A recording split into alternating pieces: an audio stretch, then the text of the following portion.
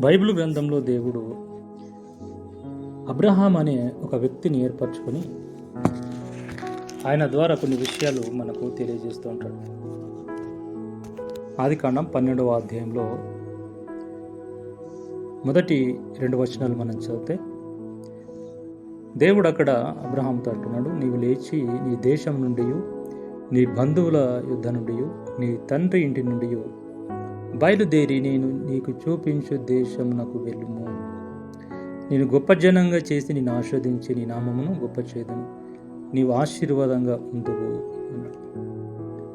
Abraham గారు already ఒక దేశంలో నివసిస్తున్నాడు. అక్కడ కూడా ఆయన చాలా ధనవంతుడుగా కనబడుతున్నాడు. అక్కడ కూడా ఆయన అన్ని విషయాల్లో మరి కొద్దిగా అభివృద్ధి చెందినవాడు. సుమారు 70 సంవత్సరాలు ఆయనకు ఉంటాయి. అప్పుడు దేవుడు ఆ ప్రదేశం నుంచి మరి కనానుకు ఆయనను రమ్మని చెప్పడానికి కారణం ఏంటి?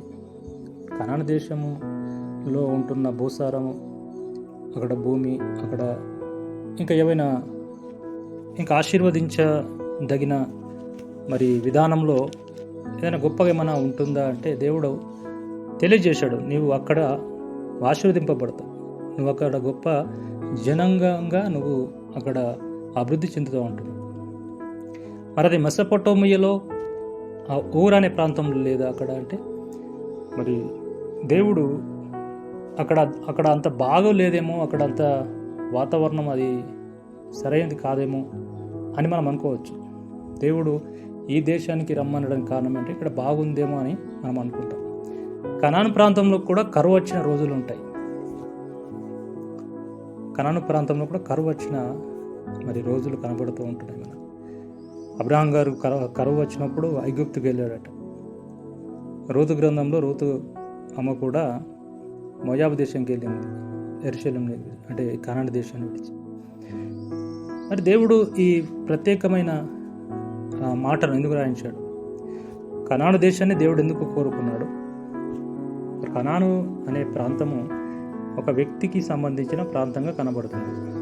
హాము కుమారుడైన కనాను అని మనము కొన్ని తెలుసుకున్న విషయాలు ఉన్నాయి. దేవుడు ఈ కనానుకు అబ్రహాం గారిని పిలిచినప్పుడు అది కనాను అని పిలువబడుతుంది. అంతకు మునుపు కనాను అనే పేరు, ఆ భూమి అది ఎవరిది, అది ఎలా ఉండేది అంటే అది దేవుడు తెలియజేశాడు. ఆదికాండం 2వ అధ్యాయము 8వ వచనం. ఆదికాండం 2వ అధ్యాయం 8వ వచనం. దేవుడైన యెహోవా తూర్పును ఏదెన్లో ఒక తోట వేసి,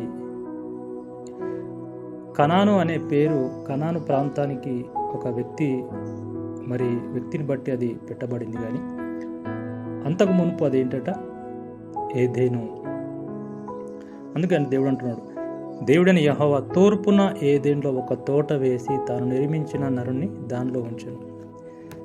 అంటే అబ్రహాం గారిని కనానుకు వెళ్ళమనడానికి కారణం ఏంటంటే దేవుడు మొట్టమొదటిగా నరుని యొక్క నిర్మాణ ఆవిర్భావం, అలాగే మనుషులందరూ కూడా ఆదాం నుంచి ఏ ప్రదేశం నుంచి రావాలో దేవుడు ఆ ప్రదేశంలో మొట్టమొదటిగా మరి మానవుణ్ణి అంటే ఆదాము గారిని ఉంచడం జరిగింది. అందుకనే అబ్రహాం గారిని ఆ ప్రదేశానికి అంటే కనాను అనే ప్రదేశానికి వెళ్ళమన్న కారణం ఏంటంటే ఒకప్పుడు అది ఏదెను తోట. అందులో దేవుడు ఒక విషయాన్ని మనకు తెలియపరుస్తున్నాడు ఇక్కడ. మరియు దేవుడైన యెహోవా చూపునకు రమ్యమైనది 9వ వచనంలో, ఆహారమునకు మంచిదినైన ప్రతి వృక్షము ఆ తోట మధ్యను జీవవృక్షమును, మంచి చెడ్డల తెలివినిచ్చే వృక్షములను నేల నుండి మొలిపించండి. మరి ఆ తోటను తడుపుటకు ఏదెను నుండి ఒక నది బయలుదేరి అక్కడి నుండి చీలిపోయి 4 శకలాయను. మొదటి దాని పేరు పీషోను, దాని అదేట హవీలా దేశమంతటి చుట్టూ పారుచున్నది అని ఇక్కడ కొన్ని విషయాలు తెలియజేశాడు.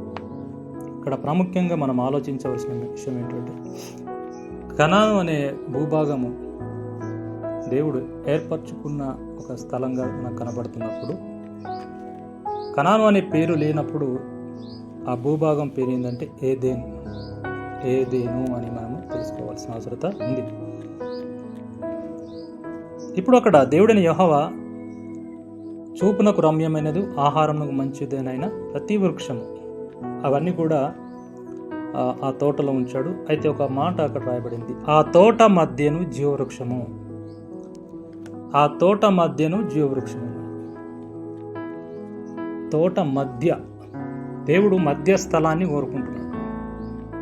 బైబిల్ గ్రంథంలో కనాను అంటే ఇప్పుడున్న ఇజ్రాయెల్, యెరూషలేముగా పిలువబడ్డ ఈ యొక్క ప్రాంతము భూమికి నట్ట నడుమగా ఉంది అని దేవుడు తెలియజేశాడు.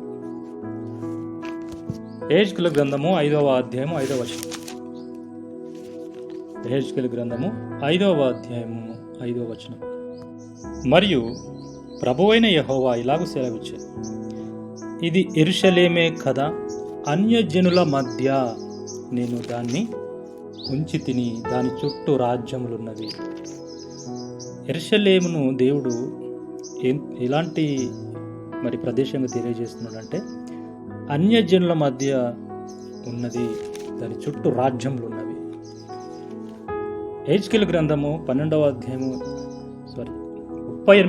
12వ వచనంలో, యెహెజ్కేలు గ్రంథం 38వ అధ్యాయం 12వ వచనంలో 4వ లైన్లో ఒక మాట ఉంటుంది, భూమి నట్ట నడుమ నివసించు జనుల మీదికి తిరిగిపోయేదని. భూమి నట్ట నడుమ నివసించు జనుల మధ్యకు. యెరూషలేము అనే ఈ ప్రాంతము ఎక్కడుందంట? భూమికి నట్ట నడుమ ఉంది. ఒకసారి ఆలోచన చేద్దాం.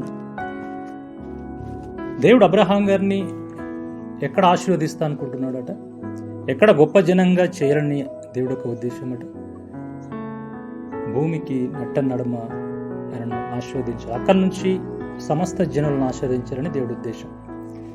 ఏదేని యొక్క తోట అనేది ఏదైతే ఆ భూభాగం ఉందో దాని మధ్యలో జీవవృక్షము ఉందట, మధ్యలో ఉంది అట. ఇటు జీవవృక్షము తోట మధ్యలో ఉంది, ఇటు యెరూషలేము భూమికి మధ్యలో ఉంది. ఇవి రెండు కూడా మనము ఆలోచించే విషయాలు కనబడుతుంది.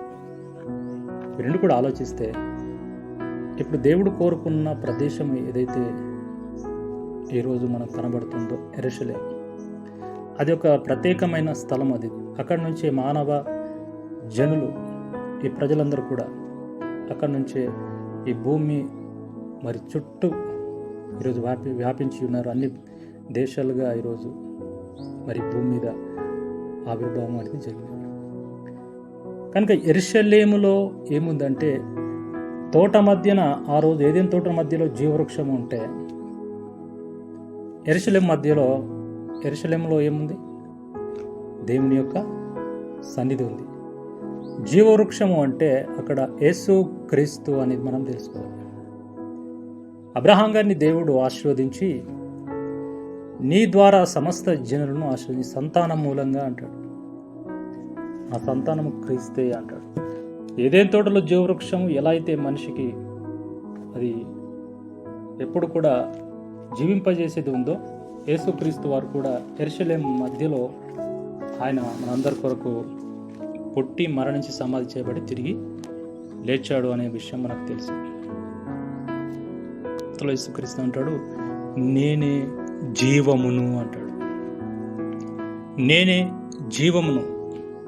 ఎవరైతే నా శరీరం తిని నా రక్తము త్రాగుతారో వారే నిత్య జీవం గలవారని ఆయన తెలియజేస్తాడు. అంటే భూమికి నట్ట నడుమ ఉంటున్న భూభాగమే ఈరోజు యెరూషలేముగా, ఇజ్రాయెల్గా, కనాను దేశంగా పిలువబడుతున్న భూభాగమే ఏదేని యొక్క భూభాగంగా మనకు కనబడుతుంది. అందుకే దేవుడు అబ్రహాం గారిని ప్రత్యేకంగా ఆ స్థలానికి వెళ్ళమని చెప్పాడు. ఎందుకంటే భూమి మీద చాలా ప్రదేశాలు, ఎన్నో రమ్యమైన దేశాలు ఉన్నాయి, చాలా అందమైన ప్రదేశాలు కనబడుతుంటున్నాయి మనకు. మరి దేవుడు అక్కడికి వెళ్ళాలని చెప్పలేడు, ఇండియాకు వెళ్ళాలని చెప్పలేడు, అమెరికాకి వెళ్ళాలని చెప్పలేడు, స్విట్జర్లాండ్, ఆస్ట్రేలియా ఇలాంటి దేశాలు ఎన్నో ఉన్నాయి, మంచి మంచి దేశాలు. కనాను ప్రాంతానికి ఎందుకు వెళ్ళమన్నాడంటే మొట్టమొదట తూర్పున ఏదేను ఏదైతే ఉందో ఆ ఏదేను ప్రాంతం ఏదైతే మరి దేవుడు ఎన్నుకున్నాడో ఆ ప్రదేశానికి దేవుడు మరి అబ్రహాం గారిని వెళ్ళమన్నాడు. అది కాలక్రమేమైనా కనాను దేశం అంటే నోవాహు యొక్క కుమారుడైన